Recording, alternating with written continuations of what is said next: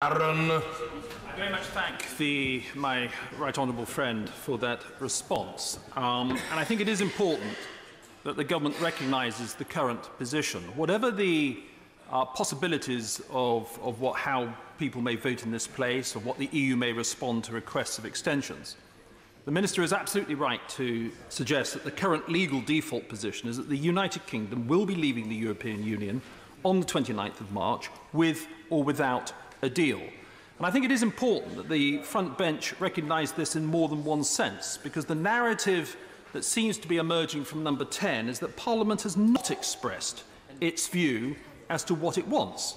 Well, I would suggest to the Minister that it actually has. By a majority of 384 back in February 2017, the House clearly said that with or without a deal, we will be leaving on the 29th of March 2019. There was no equivocation about that. It was in black and white. Now, the government has said that it's making adequate preparations, Mr. Speaker. Many of us on these benches, and indeed honourable members on the benches opposite, have questioned the government about those preparations. We know that billions of pounds have been spent. We've had assurances from government, from the dispatch box, and indeed in committee. I asked the Prime Minister on the 12th of February, and I quote, "Can she reassure the House that should we leave on the 29th of March on no-deal WTO terms, we are sufficiently prepared?" She answered very directly, "We are indeed. We have ramped up our preparations. We are continuing our preparations for no deal."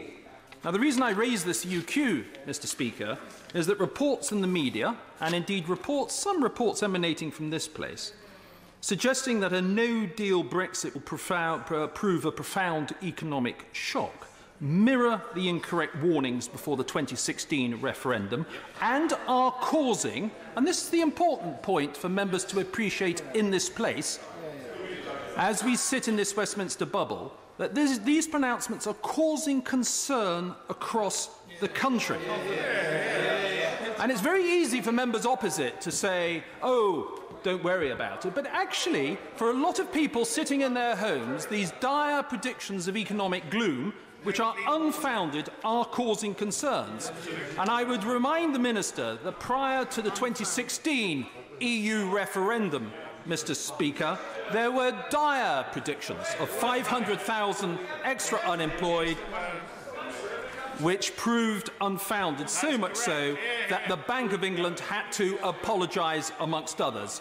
We've had record low unemployment, record manufacturing output, and record inward investment. And I suggest economic reality trumps predictions any time. So in order, Mr. Speaker, to reassure the public and to make sure that the public is better informed, will the Minister detail to Parliament the extensive preparations the government has made for a no-deal exit, especially given the proximity to the 29th of March, just a week away? The government needs to reassure people that we are prepared. The government has spent 2 years preparing, has spent billions of pounds preparing, and I look forward to hearing what the Minister has to say. Thank you, Mr. Speaker, and I thank my honourable friend for his question.